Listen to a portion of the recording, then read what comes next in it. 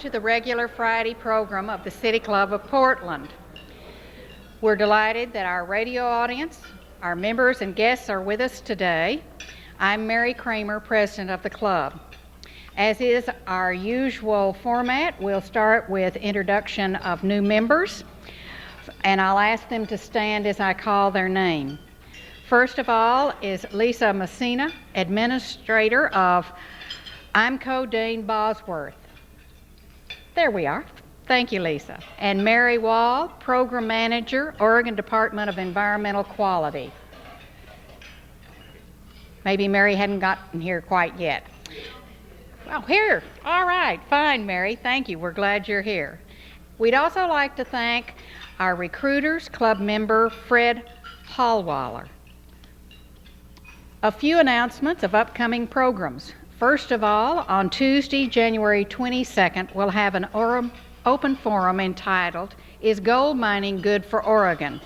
It's sponsored by our Energy and Environment Standing Committee and features Gene Cameron, Policy Director, Oregon Environmental Council, and Dave Barrows, professional lobbyist, Dave Barrows and Associates. This open forum meets at noon at U.S. Bancorp Tower, 26th floor conference rooms B and C. It is free and open to the public. A week from today, on Friday, January 25th, we're pleased to have Judith Romali, president of Portland State University. She will discuss her vision of Portland State University and her vision of it as an urban grant university. Dr. Romali became the first woman to head an Oregon institution of higher learning earlier this year. We will be back here at the Portland Hilton.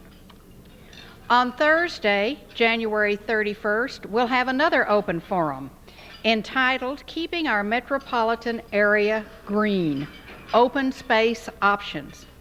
This forum is sponsored by the Land Use and Transportation Standing Committee and features Richard Carlson, Planning Director of Metro, Bowen Blair, Director, the Trust for Public Land, Michael Houck, Urban Naturalist, Audubon Society of Portland, and Ron Klein, Environmental Affairs Representative of Portland General Electric. This forum will also be at noon at U.S. Bancorp Tower, 26th floor, conference room B and C, and again, it is open to the public and free. 2 weeks from today, we will have Ruth Masinga, Chief Executive Officer of the Casey Family Program and President of the American Public Welfare Association, and Stephen Minnick, Administrator, Oregon Adult and Family Services Division. They'll discuss welfare reform on a national and a statewide basis. We will be back here at the Portland Hilton for that program. You should be sure to check your bulletin these days about where our Friday program will be. The Benson Hotel is under renovation, and our usual meeting room is not available. During the next 4 months, most of our programs will be here at the Portland, but there are a couple that are not, so be sure to check before you come. We also want people to know that we welcome guests to our Friday programs. If you'd like to come, please call the City Club office by Wednesday afternoon at 5 o'clock. You can make a reservation there with our staff member, Jenny, and we'll be delighted to have you as a guest. Our board host today, sitting at my far right, is James Harris. He is a member of the Board of Governors and is an Assistant Vice President for First Interstate Bank. He will have the privilege of asking the first question. Also seated at the head table to my left is Clay Myers, former Oregon State Treasurer as well as Secretary of State. He is a chief sponsor of Mr. Ndungane's sabbatical leave. The second question today will be asked by Susan Hall, member of the Law and Public Safety Standing Committee. That question will come from the floor. As usual, we will open to City Club members' questions after our speakers' remarks, and preference is given to those who go to the mic. There are forms on the table should you like to write a question out. Hold it up. Staff members will pick them up and bring them to the podium, and they will be asked if we have time. Now for today's speaker. The congressional debate on war and the events of this week have gobbled up our attention. So much so that South Africa's struggle has been pushed off the front page and out of our immediate consciousness. Yet these very events and our spirit of liberty continue to hauntingly whisper a question first voiced by Nehru. Is the only alternative to coexistence co-destruction? A brief news segment yesterday reminded us that the violence continues in South Africa as the struggle for liberty moves forward. Our speaker today will share his knowledge and insights about South Africa and the work that needs to be done. Winston Ndungane has been imprisoned for taking part in the pass law demonstrations of the early 60s. He's an ordained priest who is in America to continue his divinity studies. And he is Bishop Desmond Tutu's executive assistant, or right hand. He is also a canon in the Church of the Province of South Africa. Please join me in welcoming Canon Winston Ndungane.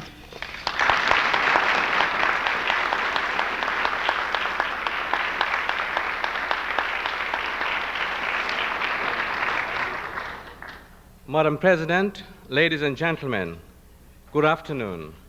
And thank you very much for inviting me to be with you this afternoon and to share some insights about developments in my country.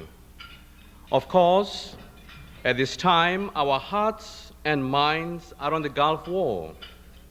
We pray for all who are involved in that war for a speedy resolution of that conflict and for a minimum loss of life. I have a lot of weaknesses, Madam President, and one of them is spelling. And I've been caught up since coming to the US because as I was trying to write this address, I found that the spell check, my English and American English don't sort of tie up, and that complicates my problems. I remember one time going to a bank trying to withdraw an amount of $40, and I just couldn't spell 40. I tried to write F-O-U-R-T-Y, it didn't look right. I tried to write F-O-T-T-Y, it didn't look right. I tried to write F-O-R-T-I-E, that was hopeless. So my only way out was to withdraw $50 and redeposit 10. The subject of my talk is South Africa, the way ahead. As you are all aware, South Africa is undergoing a momentous and challenging period. The government has declared its intentions to negotiate a new constitution for the country. To facilitate this process, it has released political prisoners like Nelson Mandela, lifted the state of emergency, and has allowed political parties such as the African National Congress, the Pan-Africanist Congress, and the Communist Party of South Africa to operate legally within the country. It has also changed some apartheid laws, such as the Separate Amenities Act, which prevented blacks from using certain public facilities like beaches, toilets, libraries, etc., that had been reserved for the exclusive use by white people. The stage is now set for discussions on new constitutional proposals.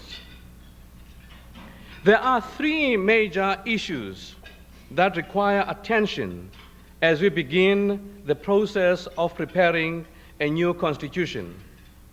The first relates to the genuine aspirations of the black people.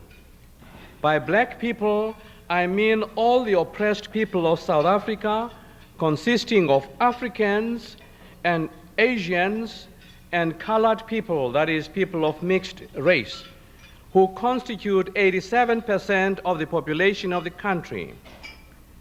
The wars of conquest during the colonization period of the 19th century led to the subjugation of the black people.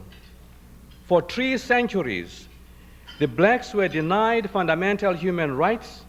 They were never allowed to participate in any meaningful way in the decision-making processes. They never had any fair share in the distribution of the country's wealth. In the last 4 decades, their oppression was intensified by the government's apartheid policy, which placed them in a position of permanent servitude through educational, social, economic, and political programs. As far as blacks are concerned, a realistic and meaningful political order will have to embody concrete measures that are aimed at redressing the imbalances in society that have been deliberately created by apartheid's oppressive rule. The blacks would also like to see incorporated in the Constitution firm proposals that are directed towards their progress so that they are enabled to make a contribution in the affairs of the country on an equal basis. The second issue concerns the fears of the white people. For centuries, white people have enjoyed a position of social, economic, and political privilege based almost entirely on the color of their skin. They have been in power and in control of all the facets of life in the country. They fear retribution and a possibility that a black government might reverse the trend of events which would result in the loss of what they own. Consequently, the white people would like to have a constitution that provides them with some measure of control in government and which also guarantees the maintenance of a free market economy. The difficulty here is that any guarantees that are based on race or ethnicity would not be acceptable to the vast majority of people in South Africa. Such a measure would smack of apartheid in disguise. A possible way forward is to have a Bill of Rights included in the Constitution with effective safeguards for the protection of fundamental human rights.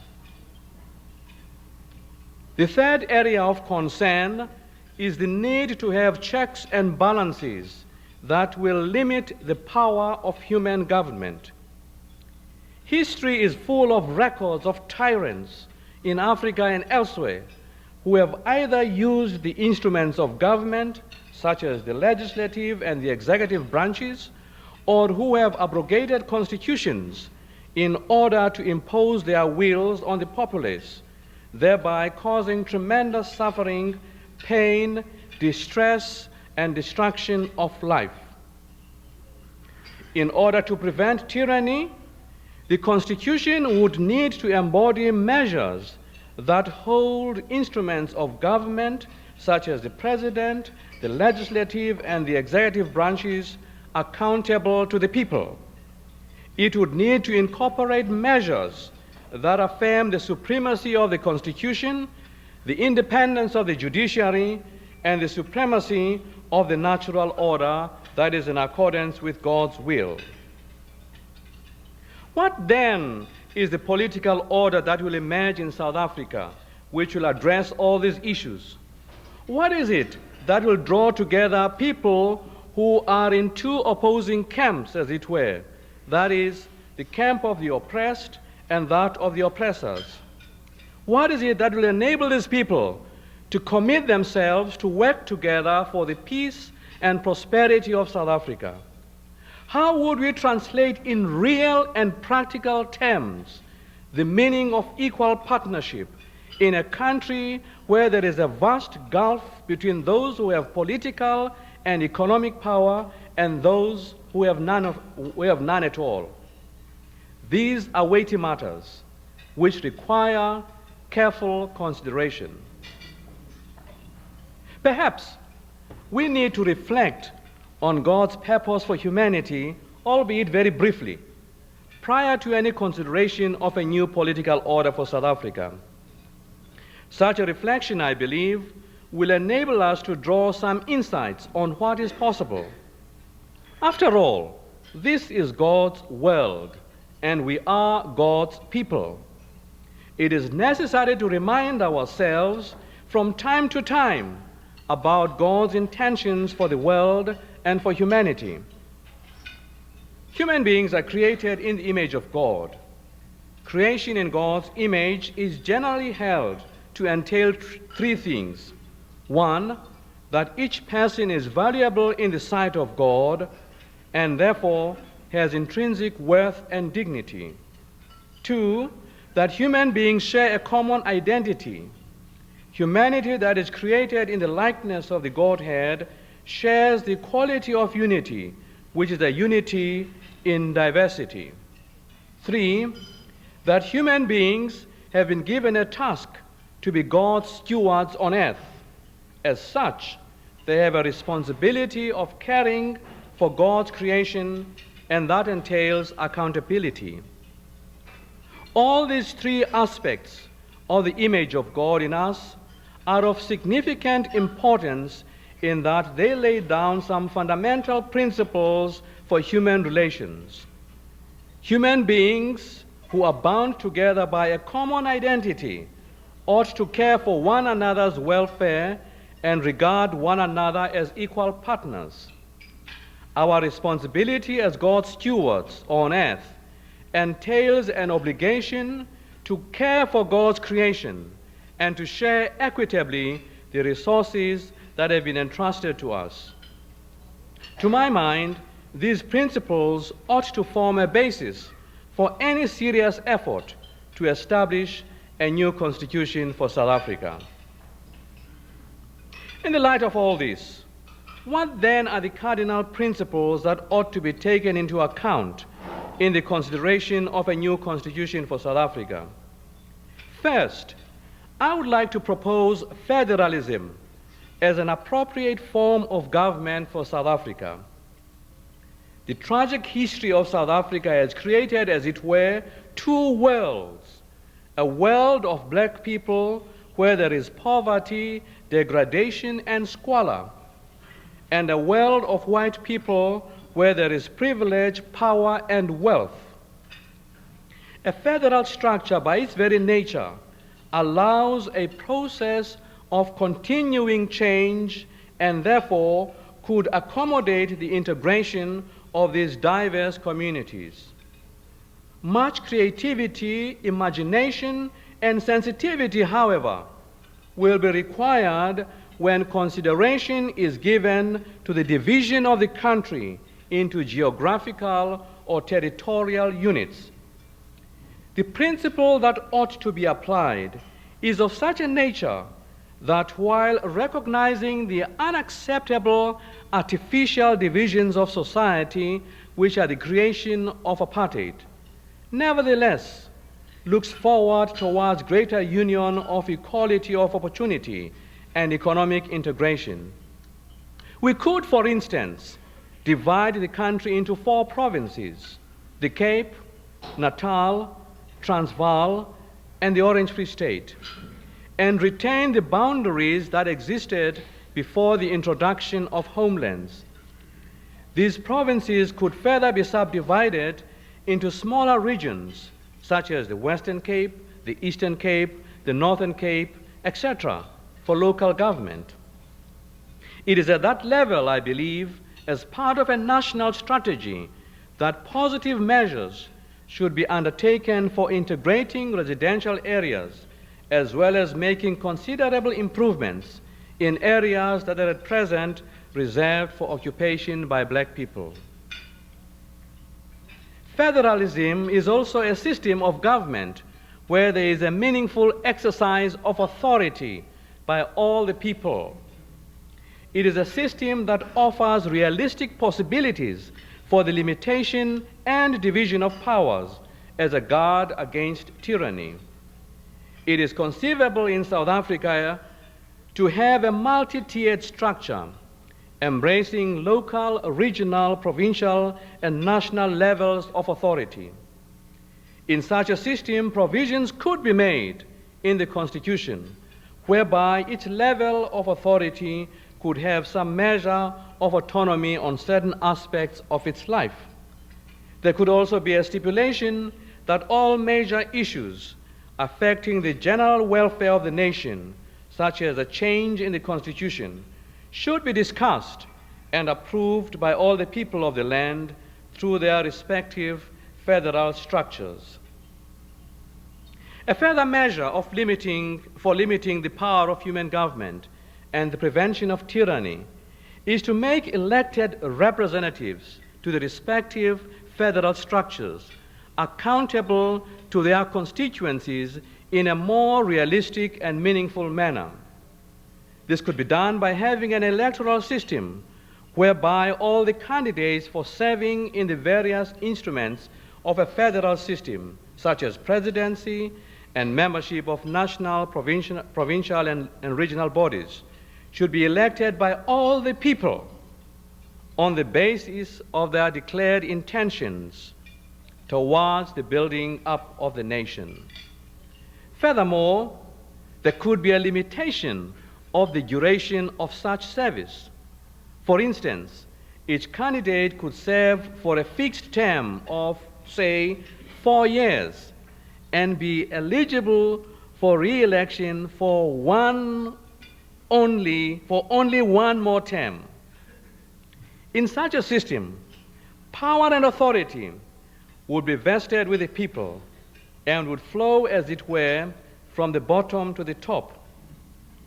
Abraham Lincoln once said that the people, the common man, I suppose if you were speaking today, you would say the common men and women, speaking through their majority, are able to guide even the most eminent statesmen because they are said to be the voice of God. It is interesting to note that federalism is not a new concept in South Africa. The history of black people from the 12th to the 18th centuries indicate an existence of federal political structures. The family kingdoms which moved about in search of land formed alliances with one another for collective protection. As Masisi Kunene, an exiled South African who is currently professor of English at the University of California at Los Angeles, puts it, quote, larger clans attracted other groups and nationalities to form bigger units so that families succeeded in strengthening their political authority and subsequently extended their territorial claims, end of quote. In the Zulu state, for instance, King Shaka, who was a meticulous organizer, set up a political structure that was designed to promote the maximum participation of all members of the society. What he did was to divide the regions of the state into political and military districts. Both the National Assembly and the Military Council complemented each other. In more recent times, South Africa has had an experience of federalism through its provincial and national structures. The judicial system, for instance, is organized in accordance with federal principles. Each of the 4 provinces has a Supreme Court, and there is also a National Appellate Division. It would not be difficult to implement federalism, since there is this common understanding of the principle. It is absolutely essential, as I have indicated earlier, to have a Bill of Rights that is incorporated within the Constitution.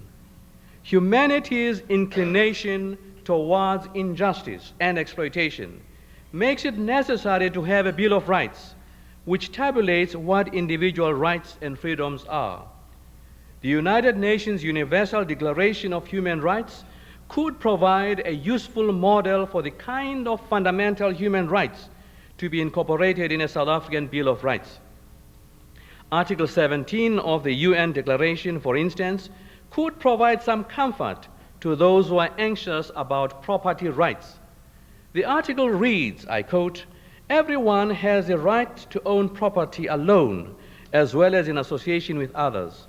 No one shall be arbitrarily deprived of his property," end of quote. However, the effectiveness of any Bill of Rights depends largely on the existence of an independent judiciary that is capable of interpreting not only the letter, but also the spirit of the law, and of judging the political processes and the politicians themselves. Politics and power must be under God and the law. The judicial system could be designed in such a way that there would be lower regional courts, provincial supreme courts, and a national court of appeal for violations of human rights. As indicated earlier, there is already in existence a judicial system that is structured in this manner. Some adjustments could be made with relative ease. Furthermore, it is conceivable that some international measures that would ensure the protection of human rights could be established.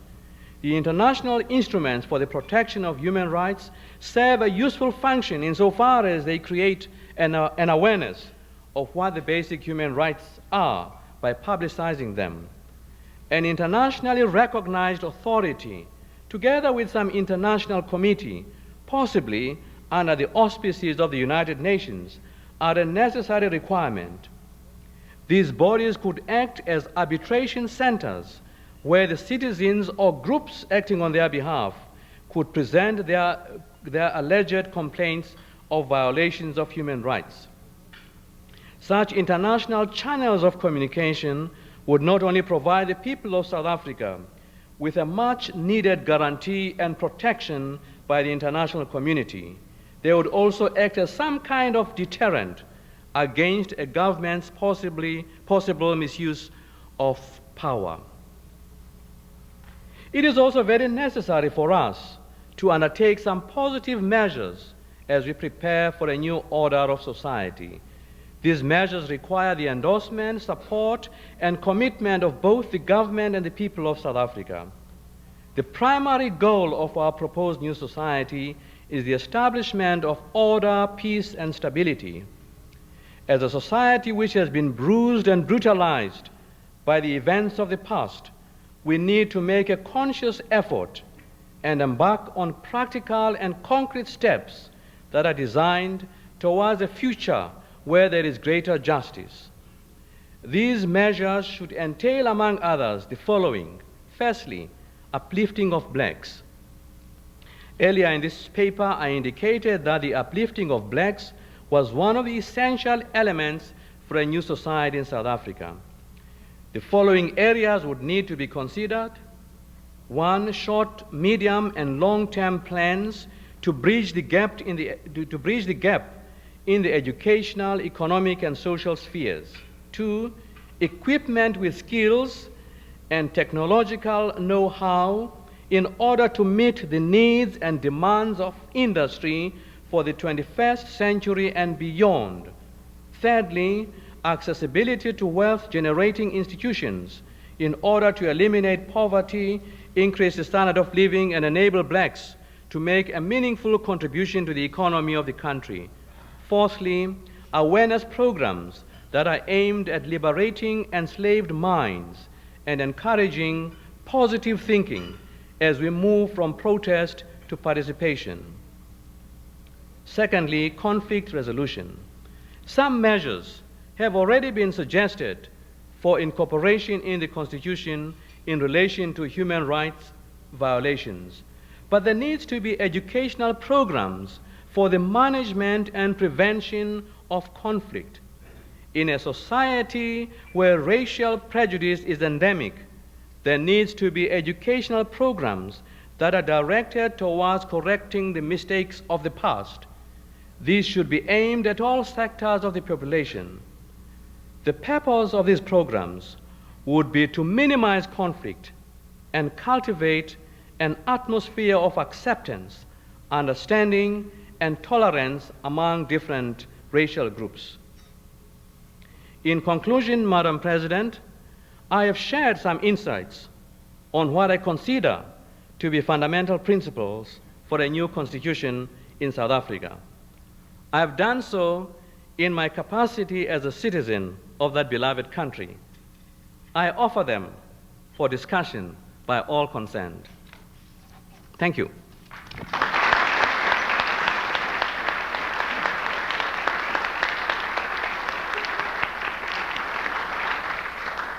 James Harris, member of the Board of Governors, has the privilege of the first question. James? Thank you, Mary. The Reverend Canon Ndungane. We have heard a great deal about sanctions. First, should we or should we not have sanctions? That question has been resolved since at this present time, we do have sanctions. Can I ask you, when is the right time to lift those sanctions? Now? At some later date? And if at a later date, what would be the action items that would key that?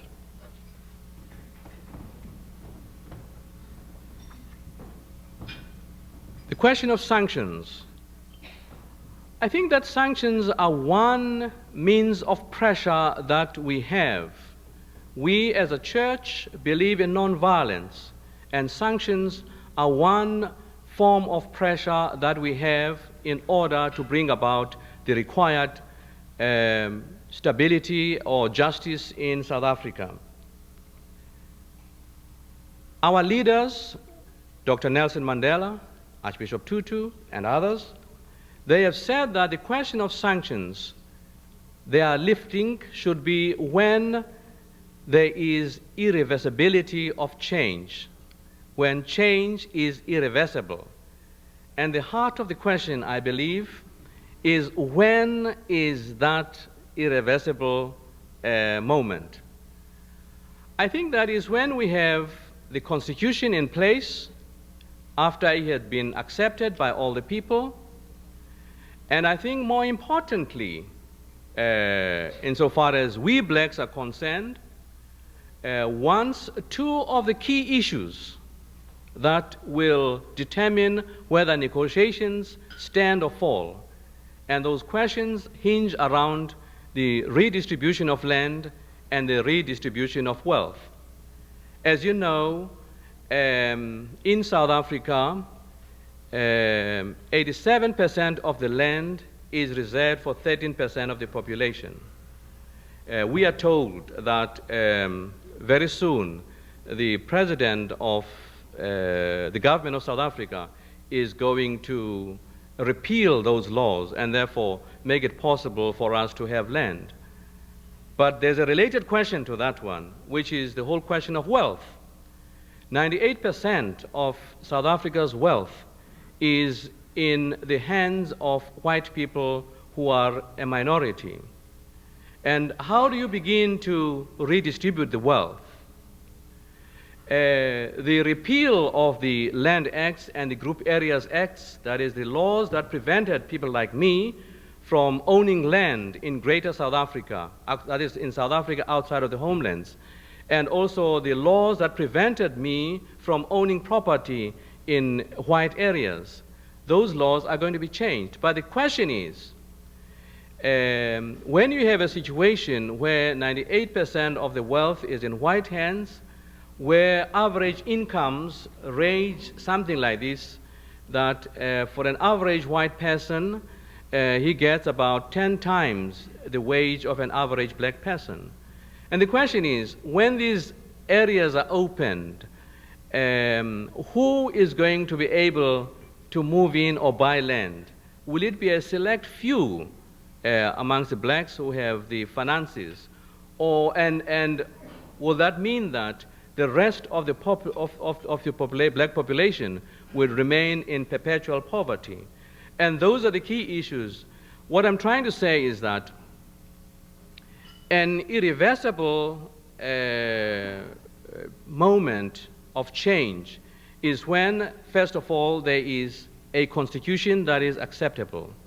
When there are meaningful and acceptable land reforms, and when there are meaningful and acceptable proposals regarding the redistribution of wealth.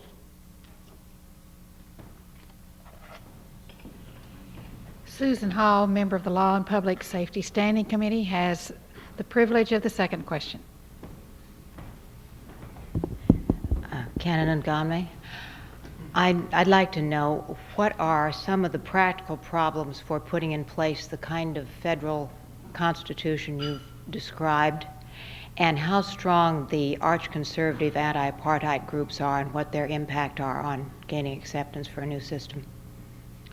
I'm not in a position to understand, to respond in terms of what is the mood of the country insofar as the implementation of federalism, because I think that the process of discussion of constitutional proposals is going to be in session as we move into this year.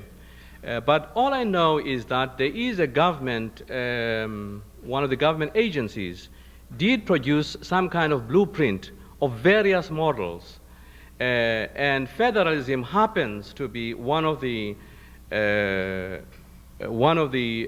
models that are being mentioned. And I think that insofar as government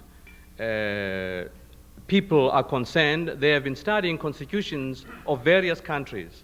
I haven't heard from my black colleagues what is being proposed from their end, but I would not vouch and say that this will be an acceptable model. All I'm doing is to put my views on the table for consideration by those who have this responsible task. The second question was on the right wing, how strong they are and to what extent will they impinge on the Constitution. Am I right?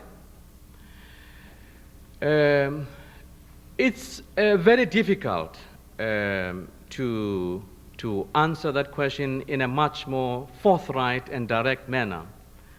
I'm a student of Reynold Nibu, and one of the things that Reynold Nibu stated was that people who are in power and people who have privilege seldom give those powers and those privileges voluntarily.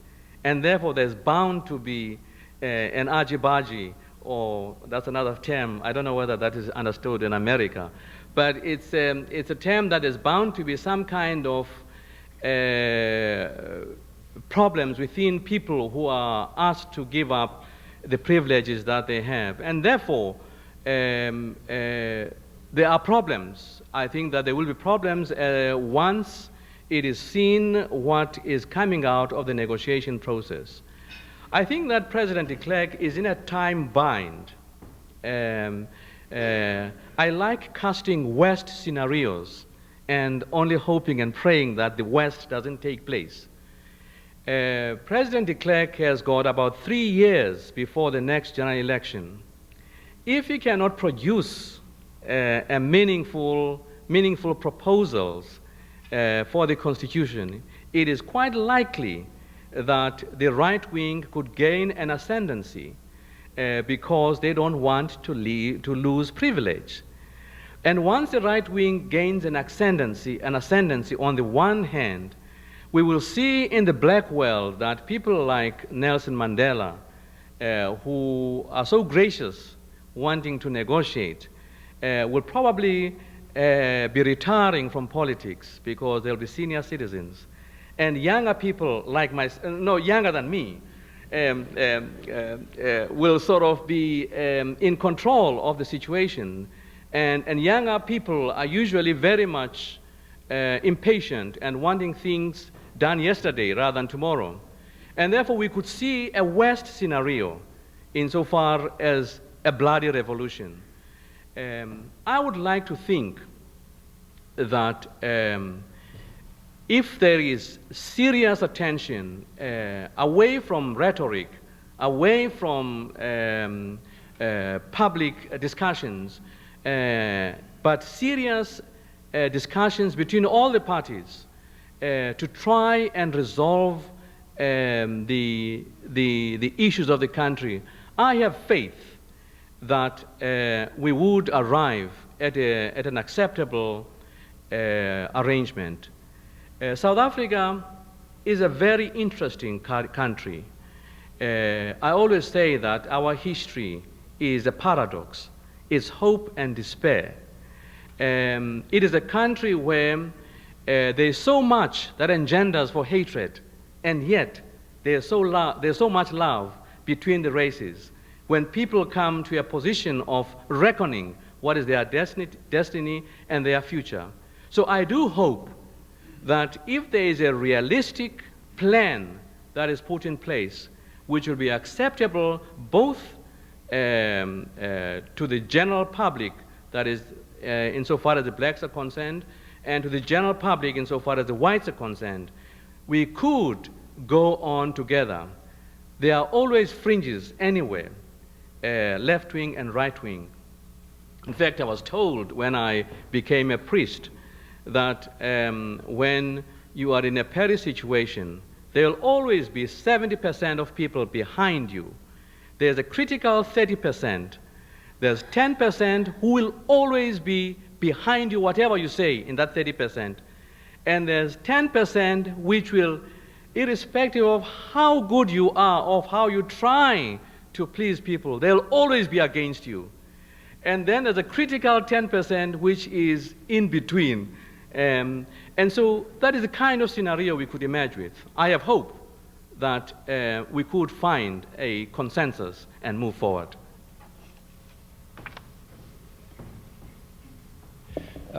Lee Stevenson, City Club member.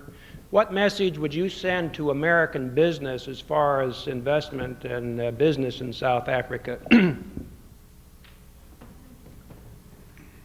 A very strong one. I think that once we get to that position of irreversibility of change, we would very much like to see business people going to South Africa and investing in South Africa.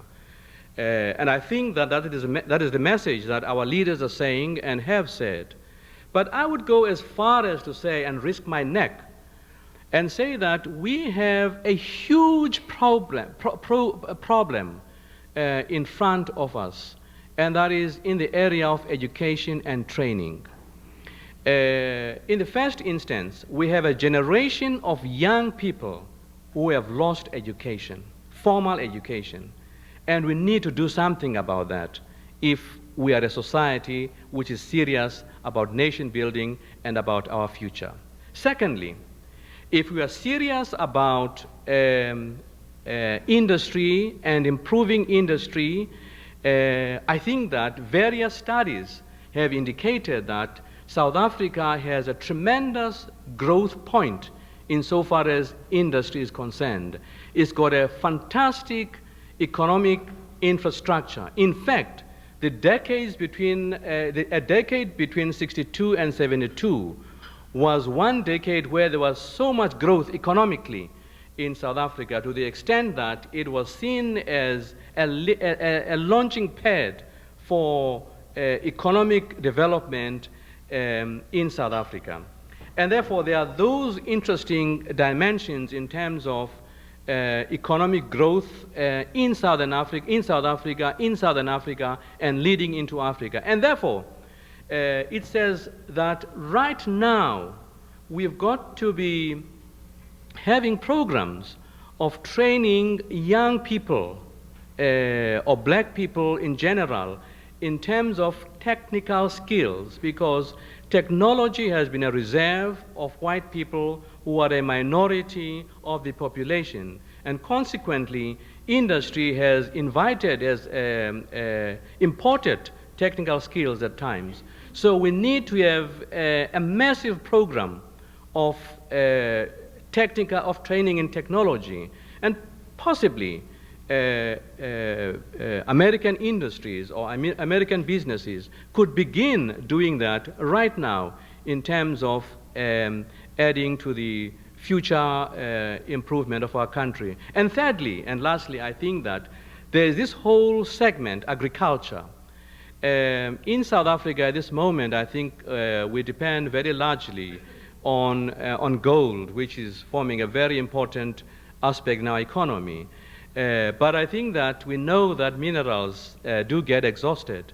And we know that we have this possibility of land reforms. And we would need to have agriculturalists who are black, who are the larger majority in the population, because if our agriculture is not right, then we're in trouble as a nation.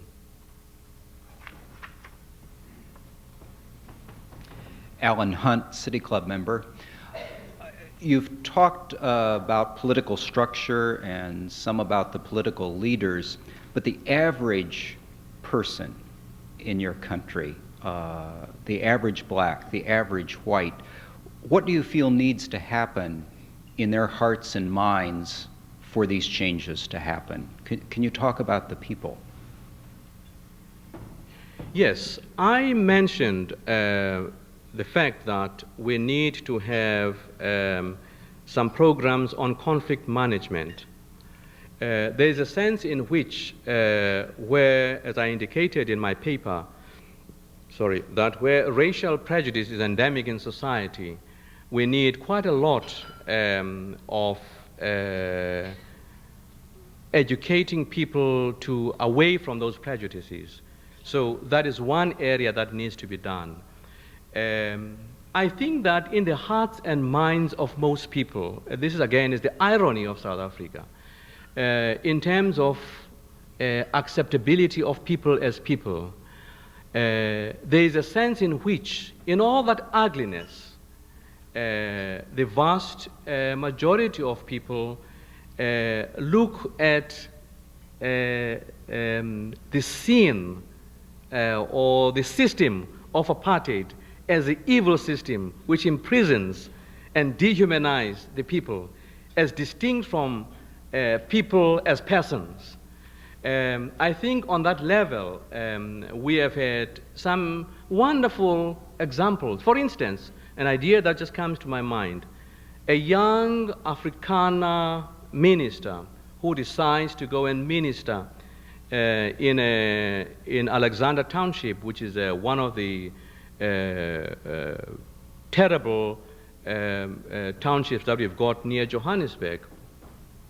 And I think on the occasion of his death, he wished to be buried where his members of the congregation are. And in South Africa at this present time, we even have separate cemeteries. And there was a big tension in his family about that. But here was a young Afrikaner who had made up his mind to go and work with black people. He accepted them and he was accepted by them. And there are many such interesting stories in terms of person-to-person relationships. And I think that once people realize who people really are, as distinct from what they are told about other people, and I think once people come to interface with people on equal terms, that's another ball game. I think one of the sad things, of course, in the South African society is that generally most white people meet black people as servants and not as equal professional associates, meeting them on an equal basis. So there's always that dimension. But there's always this possibility that other things being equal, there is that possibility of acceptance. And one last thing, I think that, which is a blessing and a hope for the future, in the African worldview, Africans have got this wonderful sense of welcoming. And in the olden days, when the white people came there, they were welcomed as guests. And when you talk about guests, it's another dimension where black people are concerned. And when it's a guest from others from overseas, it's even more so, because it is understood that he's bringing gifts, not gifts, but blessings, to treat visitors and strangers is part of that kind of background which forms the African worldview. So there is that kind of background where probably we'll fall back on when things begin to take shape. Susan Stone, member of the club, you spoke a while ago about negotiation, and could you share with us your expectations of the meeting between Nelson Mandela and Chief Boudelese, please? Aha, that's a difficult cookie. We are hoping that the meeting between Chief Boudelese and Nelson Mandela will result in some way forward in terms of wanting to work together towards peace and stability in South Africa. We have heard as churches, and as you may recall or read in your media, how Archbishop Tutu and other church leaders were involved in trying to bring these two sides together. And we do hope that reason will prevail and that there will be something that flows from that. We worship a God of surprises.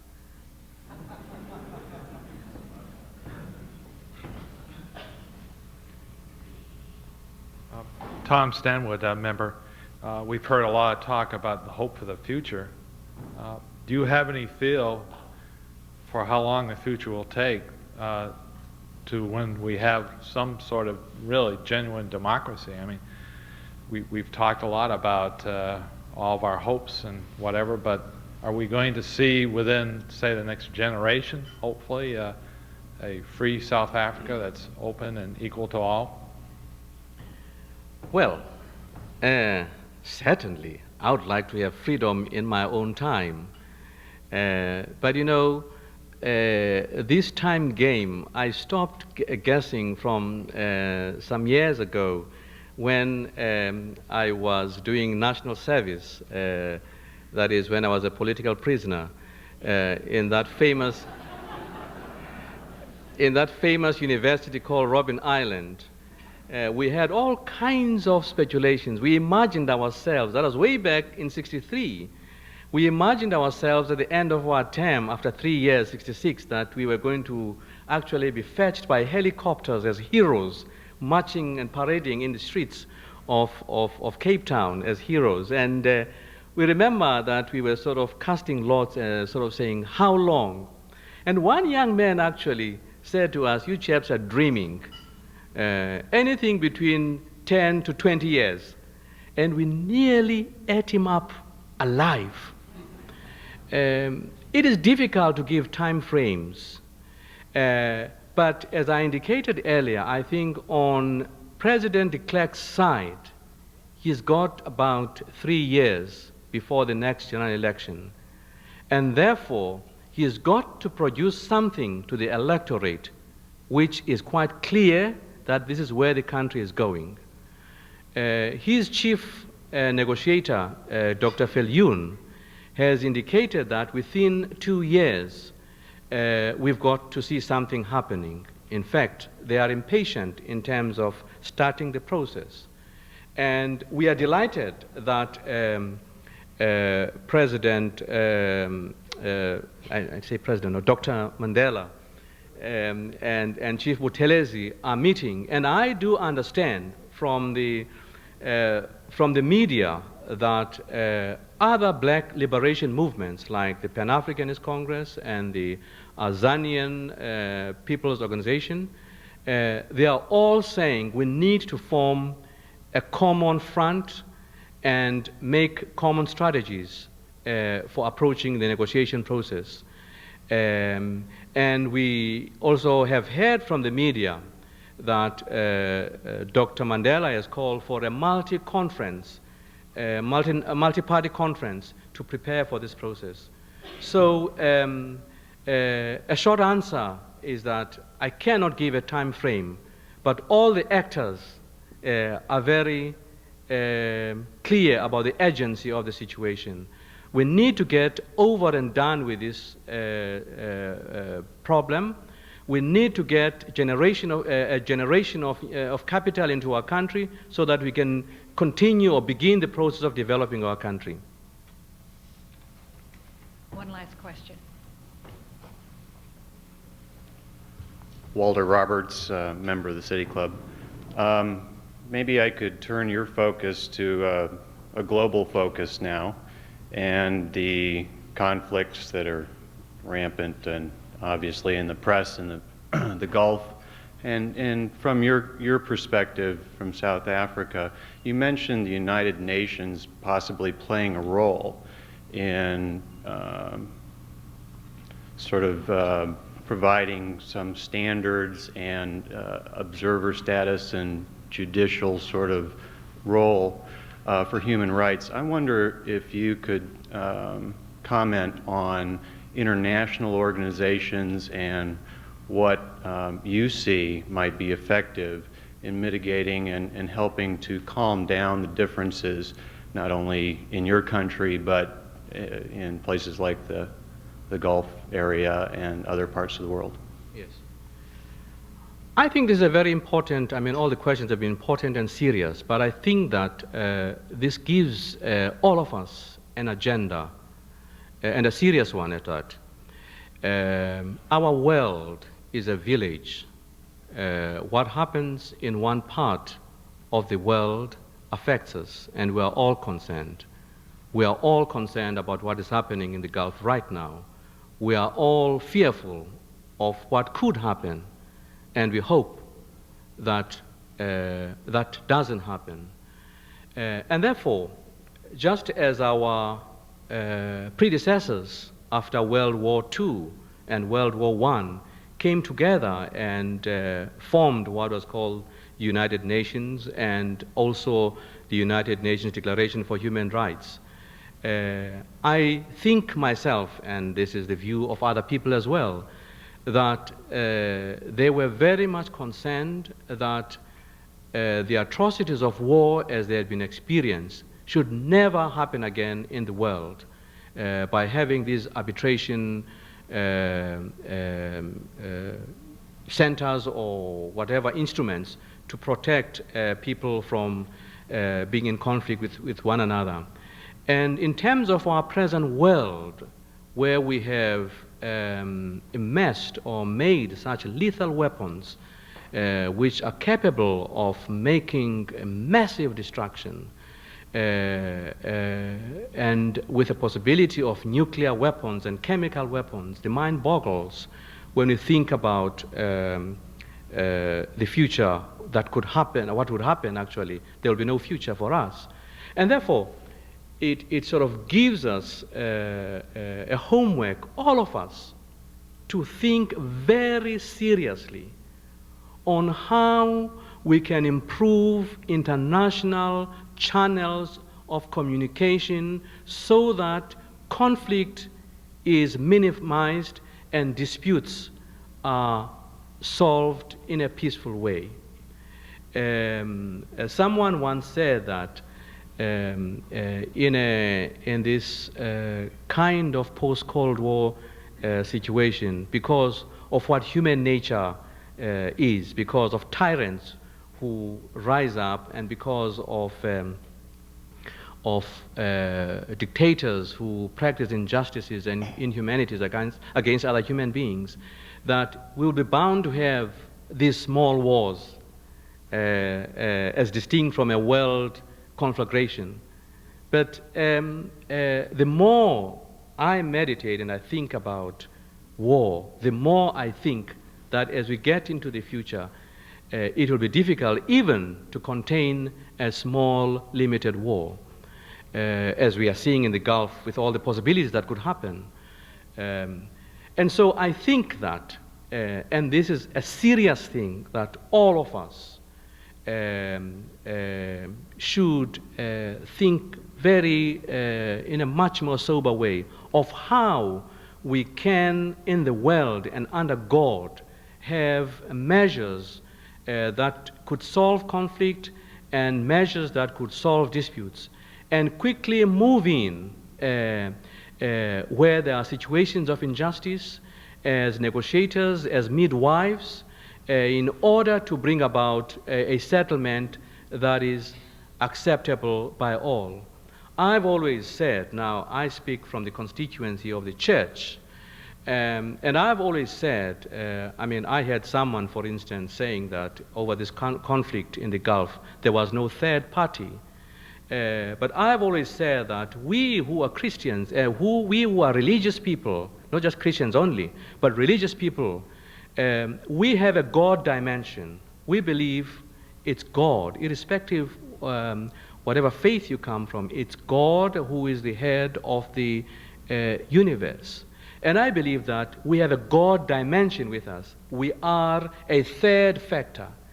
And so we have to exercise our responsibility from that perspective in terms of moving in and edging those of our colleagues who have been entrusted with the position of leadership in our nations in the political domain.